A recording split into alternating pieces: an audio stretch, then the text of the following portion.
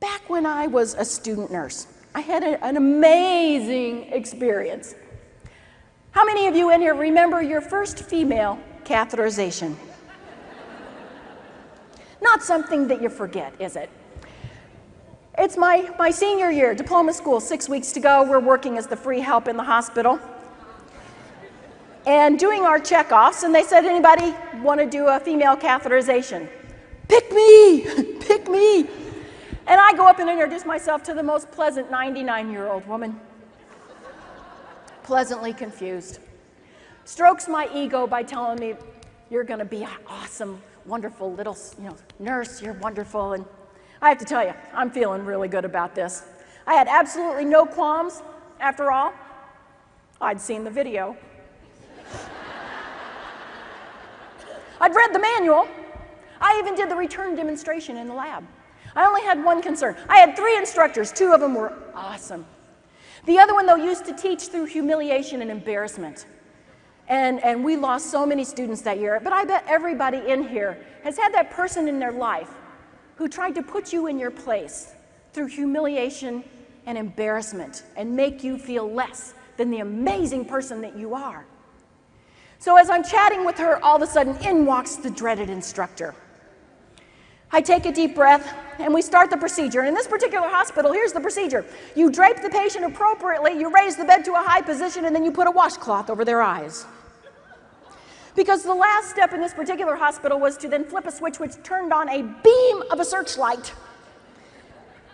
And I thought it was to protect the patient's eyes from the light. I also later came to appreciate as an instructor that it was to protect them from seeing what the student did.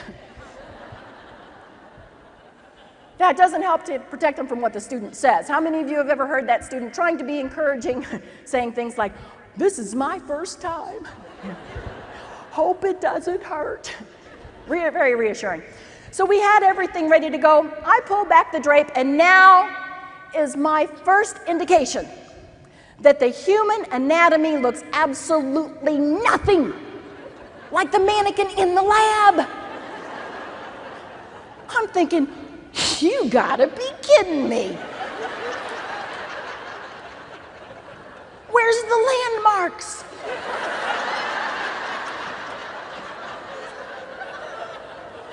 Where's the opening the size of a garden hose? Oh my gosh. I look up and the instructor, he's tapping his foot. Tall, thin, skinny man, pale. He's letting me know he's got things to do, places to go, people to see. So I pick up the first catheter. I take a breath and, oh my.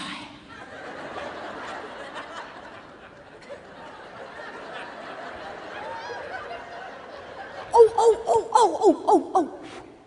Strike one. And now he begins bobbing up and down, and he starts whispering and hissing over the patient. I can't believe you just contaminated that catheter.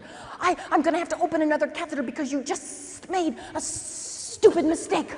I can't believe what a stupid mistake you made. I want you to think about your stupid mistake when you start with the second catheter. And I'm thinking, no pressure. So he opens up the second catheter. I pick it up, and I'm thinking, okay, we know one place, it doesn't go in. Oh. Strike two. Now the man becomes apoplectic. And he's got these blue cords going down the side of his neck, and this little skinny blue vein that's curly on his forehead, and this little white foamy spittle in the corner of his mouth. And he's losing it. And now he starts yelling at me over the patient. He's like, I can't believe you just contaminated both catheters. I only brought 2 catheters into the room. I'm going to have to go all the way down the hall to get you another catheter. I can't believe your stupid mistake again. And he turns around and says to me, maybe while I'm gone, you should ask the patient where her urethra is.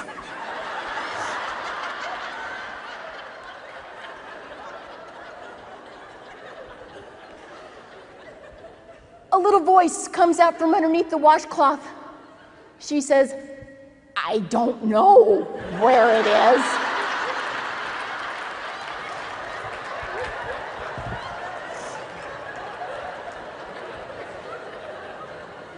And I'm thinking, that makes two of us.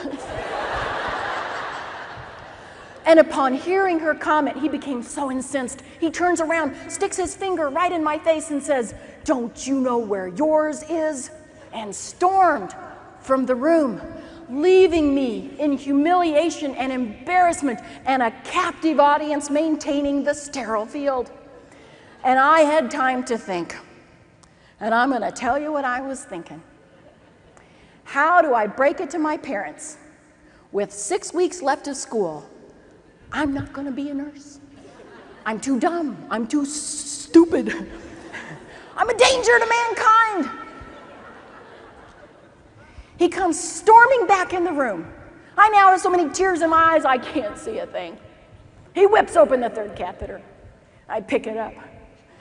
And I don't know whether it was divine intervention or the fact that I had obliterated all the possibilities. But I struck gold, so to speak. I taped it into place. He storms from the room. And as I'm putting away the supplies and I'm feeling so miserable about myself, so humiliated, ready to exit the profession, I'm putting the items away, and in this particular hospital, nobody had ever asked healthcare professionals about how to design a room. And so the supplies, you actually had to get down on your hands and knees and crawl inside the closet. I am inside the closet when the head nurse, Joanne Bringer, comes in. Doesn't see me inside the closet. She goes straight up to my patient, takes her hand, pats it, and says, "How's it going with your little student nurse today?" And I cringed, because I knew the patient was going to say, "She's out looking for my urethra."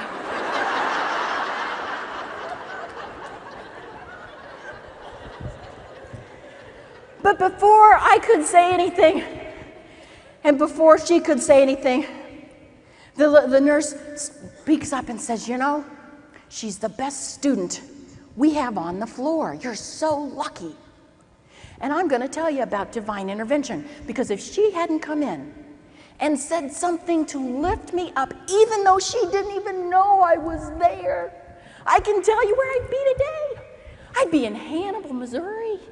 I'd be working at Kroger's grocery store asking people, would that be paper or plastic? And when I have the opportunity, every time I hear someone talking nice about someone, I run to tell that person someone's talking about your back, behind your back, and it's marvelous. Because here's what I've seen in my decades of nursing. I've seen people who've had their dreams. I've seen people who've tried to step into their own self-proclaimed success, only to have a self-appointed party of people come in with their little hatchets to come in and chop them off at the knees. And I say enough. I say enough. Let's have the opportunity instead to lift one another up.